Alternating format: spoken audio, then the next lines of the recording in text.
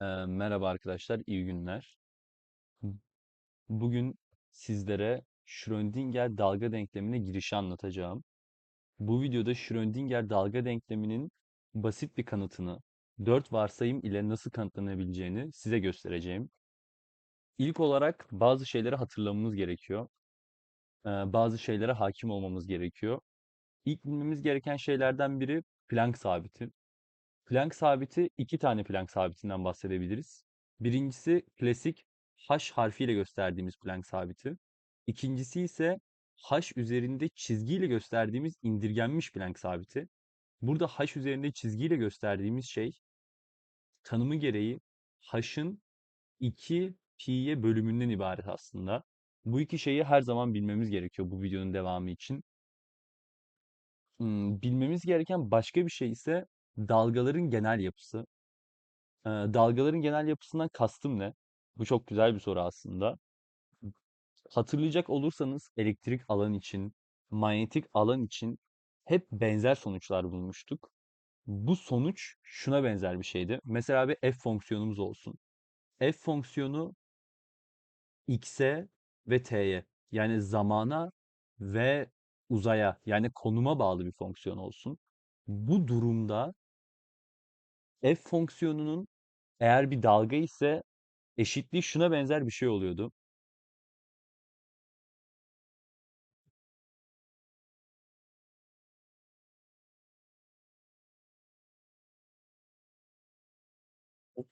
Şurada bir hata oldu. Şuna benzer bir şey oluyordu. Yani f fonksiyonunun konuma göre ikinci kısmi türevi eşittir bir bölü burada v ile verilmiş bir sabitin karesi kere f fonksiyonunun zamana göre ikinci kısmi türeviydi. Eğer böyle bir eşitlik elde ediyorsak ki bu çok klasik bir dalga eşitliğidir.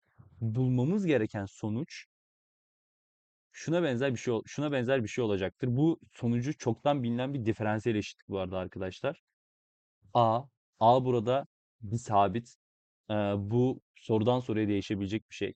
Kere E üzeri I kere parantez içinde kx eksi omega t. Bu çok genel bir çözüm bunun için. Burada bulmamız gereken büyüklükler A, K ve omega tabii ki. Buna çok basit bir örnek vermem gerekirse hatırlayacağınız gibi elektrik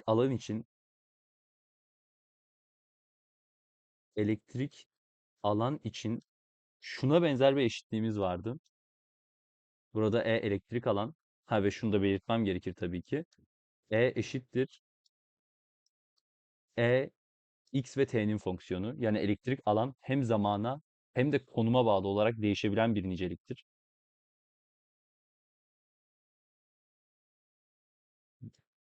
Burada elektrik alanın konuma göre ikinci kısmi türevi bir bölü c kare, yani bir bölü ışık hızının karesi kere elektrik alanın zamana göre ikinci türevine eşittir. Çok benzer bir eşitlik manyetik alan için de bulunabilir. Eğer hatırlayacaksanız fizik 2 derslerinden elektromanyetizma konularından ona eşit olan şey ise yine çok benzer şekilde çözümü bilinen bir şeydir. Bu arada şunu da yazmam gerekirdi. Bu durumda bu diferansiyel eşitliği çözersek bulacağımız şey şudur. E eşittir. E sıfır. Burada E sıfır bir sabit. Kere küçük e üzeri i parantez içinde kx eksi omega t. Manyetik alan da tıpatıp aynı şekilde hem x'e hem de t'ye bağlı değişen bir fonksiyondur. Ve sonucu da tıpatıp aynı şekilde b sıfır kere e üzeri i kere parantez içine kx eksi omega t çıkar. Yani burada hatırlayacağınız gibi dalga denklemlerinin diferansiyel eşitliğinin verdiği genel sonuç şu şekilde olacaktır. Şimdi ben size bunu neden anlattım? Çünkü Schrödinger dalga denkleminin sonucu da çok benzer bir şey olmak zorundadır. Sonuçta bulduğumuz şey bir dalga denklemi. Bunu bulmak için birkaç varsayımda bulunacağız şimdi arkadaşlar. Bu ön bilgilendirmeden sonra. Önce bulunmak istediğim varsayım Çok basit bir varsayım. Büyük ihtimalle hatırladığınız da bir varsayım. De Broglie hipotezi.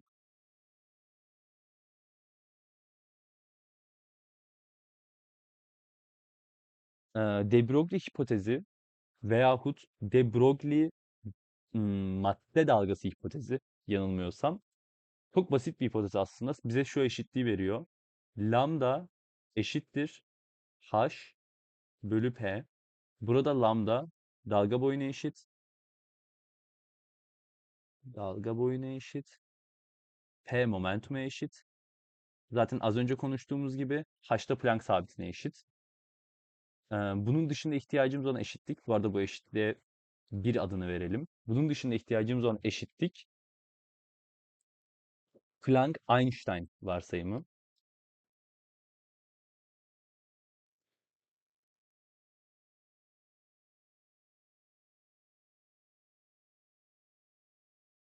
Planck-Einstein varsayımı da büyük ihtimalle başka fizik derslerinden hatırladığımız bir varsayım. Bunun eşit olduğu şey ise E eşittir H kere F. Burada E enerjinin kendisi. H bir kere daha Planck sabiti. F ise frekansın kendisidir. Bu iki eşitliği kullanarak yukarıda bulduğumuz dalga denkleminin içine bunları koymak istiyoruz. Bunu yapmak için yeni bir büyüklük tanıtmamız gerekiyor. Yeni bir büyüklük tanımlamamız gerekiyor. Bu tanımlayacağımız büyüklüğün ismi dalga sayısı. Şuraya yazalım.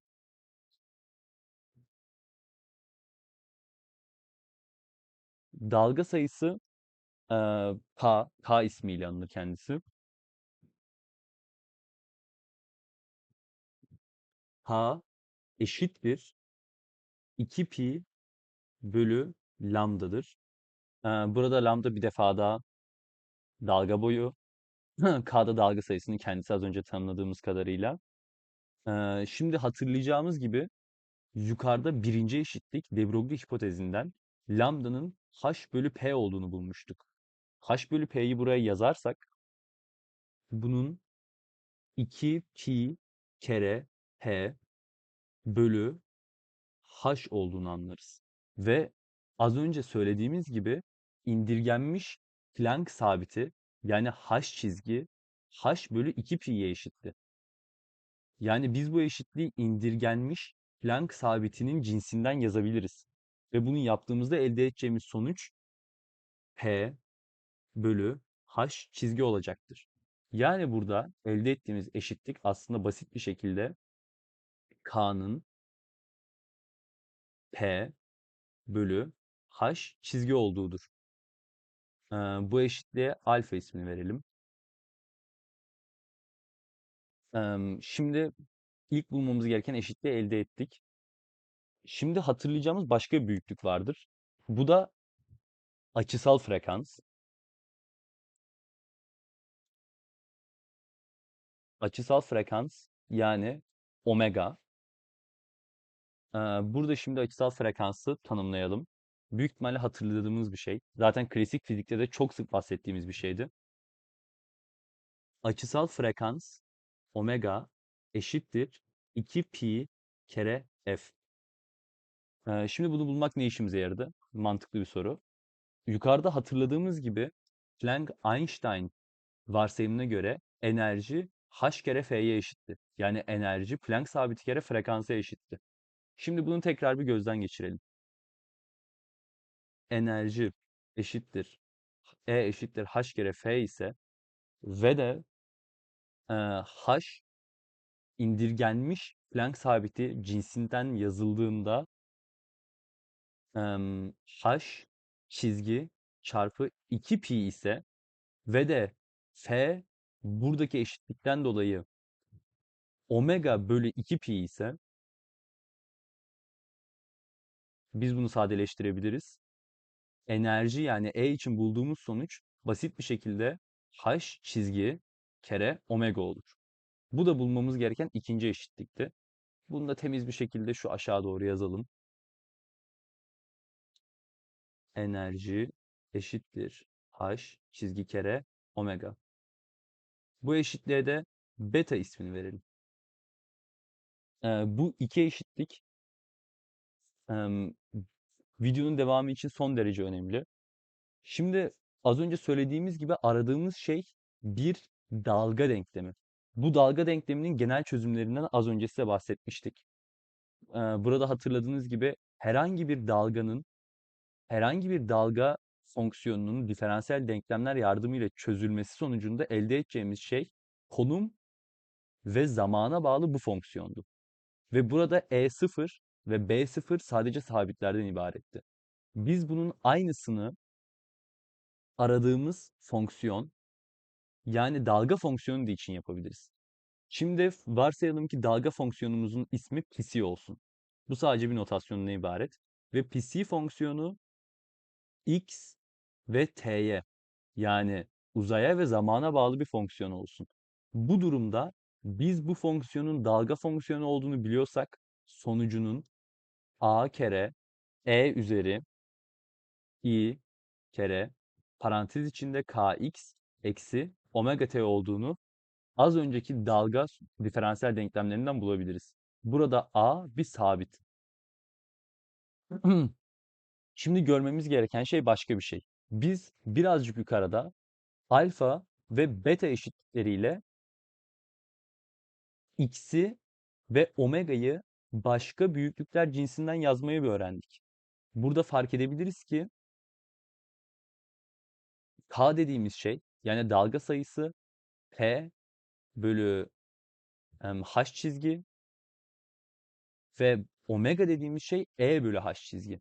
Hadi şimdi bunu gelelim yazalım yerine. Burada elde edeceğimiz şey kısaca a çarpı e üzeri i bölü h çizgi parantezi içinde px eksi et. Çok güzel. Şimdi bunu bu şekilde yazmak ne işimize yaradı? Bu çok güzel bir soru. Biz bu yazdığımız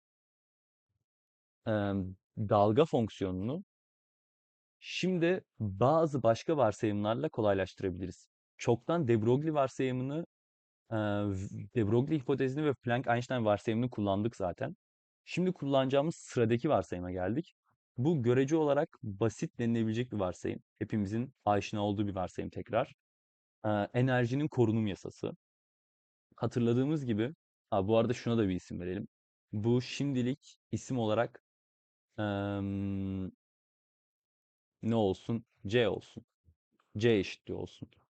Şimdi enerjinin korunum yasasından biraz bahsedelim. Büyük ihtimalle klasik mekanikten veya başka fizik derslerinden hatırladığımız gibi enerji, kinetik enerjinin ve de potansiyel enerjinin toplamına eşittir.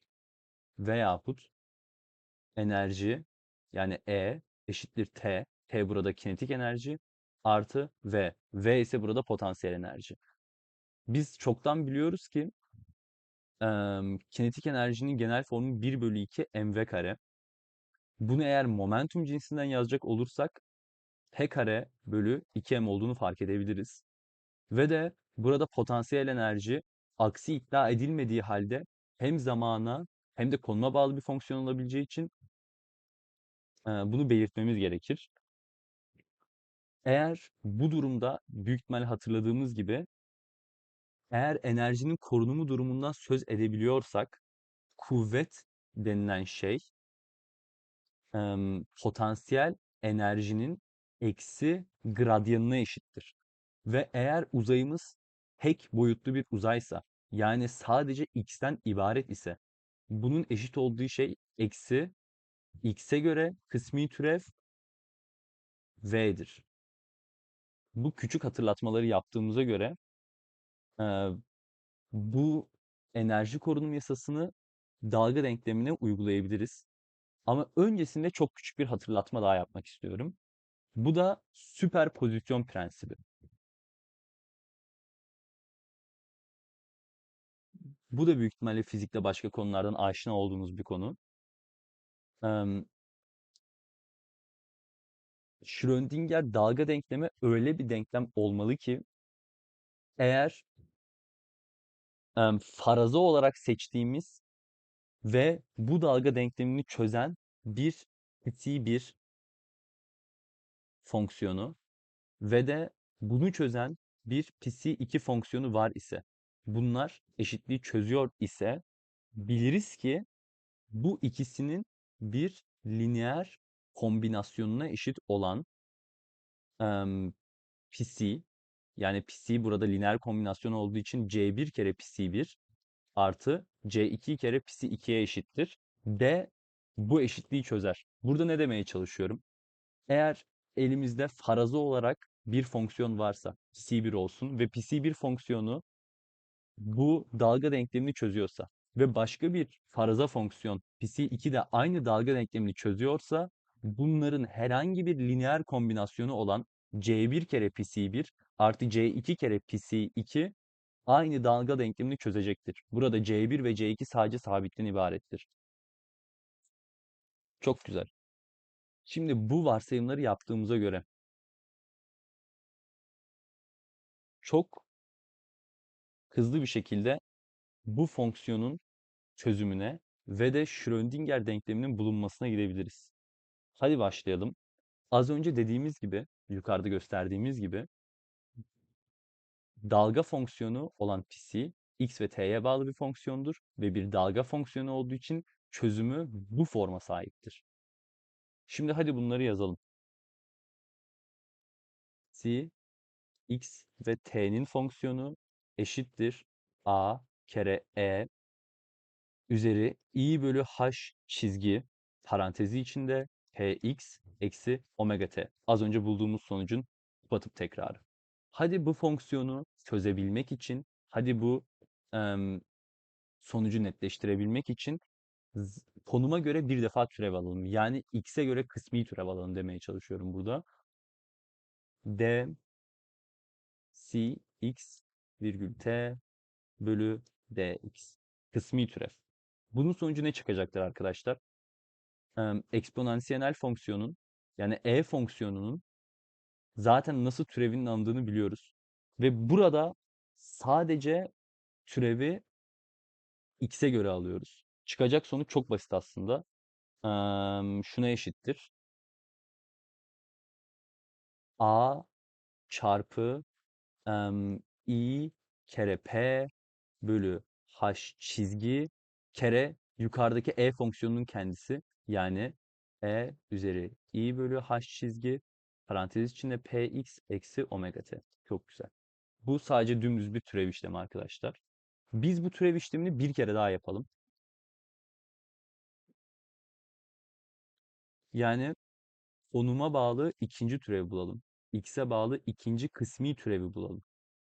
Bunu yapacak olursak tıpatıp aynı şey olacak bir kere daha. Yani a çarpı i kere p bölü h çizgi ve bunun karesi kere e i bölü h çizgi parantezi içinde px eksi omega t. Çok güzel. Bunu sadeleştirirsek bildiğimiz gibi i'nin karesi bir kompleks sayı olan i'nin karesi eksi 1'e eşittir. Yani kısaca buradaki sonuç basit bir şekilde eksi p kare bölü h çizginin karesi kere em, a çarpı üzeri az önce bulduğumuz sonuca eşittir. Ve yukarıda gördüğümüz gibi psi x ve t'nin psi fonksiyonu a çarpı üzeri i bölü h çizgi parantez içinde px eksi omega t'ye eşit olduğuna göre burada bulduğumuz ikinci türevin eşit olduğu şey aslında şudur.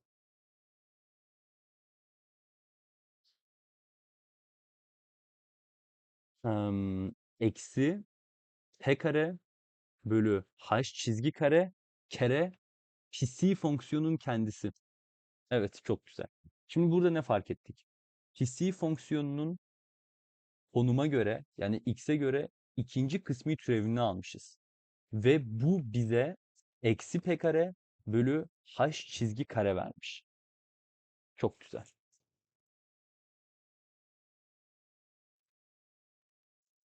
Şimdi bu eşitliği hemen bir yuvarlak içine alalım. Çünkü bu çok işimize yarayacak. Çok güzel.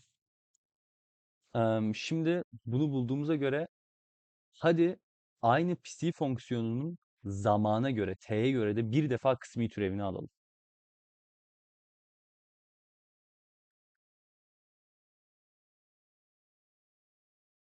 Bu ne çıkacaktır arkadaşlar? A kere eksi i, pardon, yazım hatası oldu. I e bölü h çizgi kere e üzeri i bölü h çizgi parantezi içinde px eksi et. Arkadaşlar burada türevde bazı kafası karışanlar olduysa hemen şuradaki eksi işaretine bakın. Buradaki eksi işaretinin sebebi şuradaki eksi işaretiyle aynı tıpatıp. Yani burada bulduğumuz sonuç da aslında şuna eşit. Biliyoruz ki a çarpı e üzeri i bölü h parantez içine px eksi et zaten psi fonksiyonunun kendisi. Yani aslında elde ettiğimiz şey em, bir saniye i kere h çizgi psi fonksiyonunun t'ye göre kısmi türevi eşittir e kere psi fonksiyonunun kendisi. Çok güzel. Bu eşitliği de gelelim bir yuvarlak içine alalım. Çok güzel. Şimdi arkadaşlar az önce enerjinin korunumundan biraz bahsetmiştik. Enerji denilen şey enerjinin toplamı kinetik enerji ile potansiyel enerjinin toplamına eşitti. Ve bu korunumlu bir nicelikti. Hadi bu eşitliği tekrardan bir yazalım.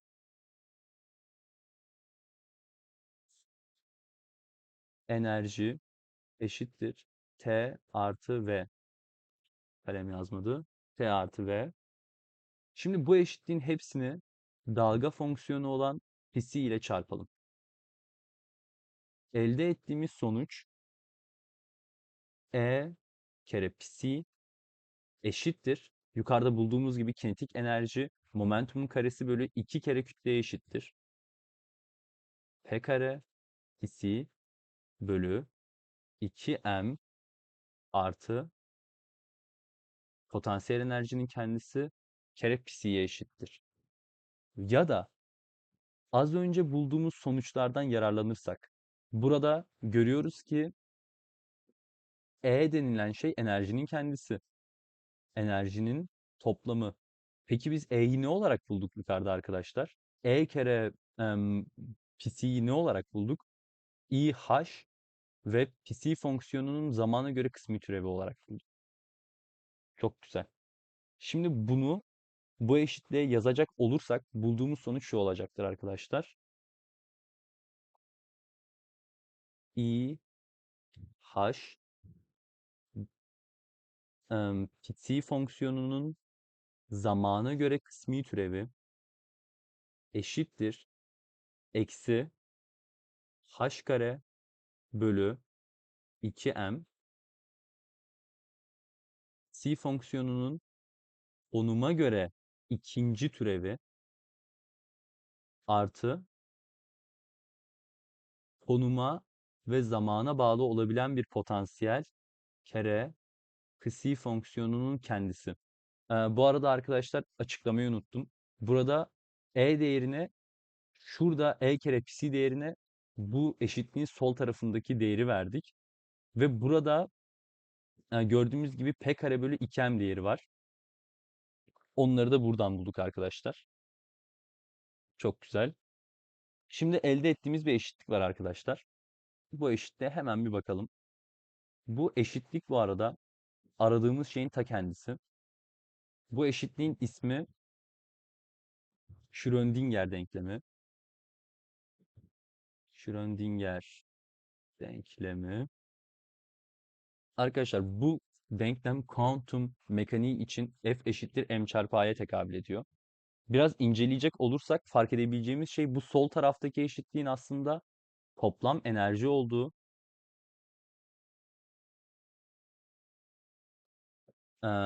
Bu eksi h kare bölü 2m ile başlayan elemanın kinetik enerji eşit olduğu ve bu en soldaki şeyin potansiyel enerji olduğunu görebiliriz. Em, Yani aslında Schrödinger denklemi enerjinin korunumunun direkt bir sonucu olarak ortaya çıkar. Ve az önce bahsettiğimiz bir prensip vardı hatırlıyorsanız, süperpozisyon prensibi. Galiba yukarıda bahsetmiştik bu prensipten ama çok da emin olamadım şu anda. Evet, burada. Süperpozisyon prensibi, em, bir denklemin eğer psi1 ve psi2 gibi iki farklı fonksiyon tarafından çözülebiliyorsa onların lineer kombinasyon tarafından da çözülebileceğini gösterir. Burada bulduğumuz denklem bunu sağlıyor mu? Bu çok önemli bir soru şu anda arkadaşlar. Farazi olarak elimizde bir tane psi1 fonksiyonun olduğunu alalım. Bu psi1 fonksiyonu bu denklemi sağlasın. Ve bir de psi2 fonksiyonu alalım. Ve bunu kendimiz deneyelim arkadaşlar. Fark edeceğiz ki eğer psi1 bu fonksiyonu sağlıyorsa ve psi2 sağlıyorsa c1 kere psi1 artı c2 kere psi2 de bunu sağlar. Yani herhangi bir lineer kombinasyonda bu eşitliği sağlar. Aslında az önce sizin de fark ettiğiniz gibi buradaki eşitlik her durum için geçerli değil. Buradaki eşitlik daha ziyade kuvvetin sıfır olduğu ve dış kuvvetin sıfır olduğu ve enerjinin korunduğu durumlar için geçerli. Çünkü bir varsayımda bulunmuştuk hatırlıyorsanız. Yani bu günün sonunda sadece bir varsayım. Ama bu teori yaklaşık 100 senelik ve 100 senedir kuvvet altında bile işlediği, kuvvet altında bile çalıştığı gösterildi. Bugünlük benden bu kadar arkadaşlar. İyi günler diliyorum.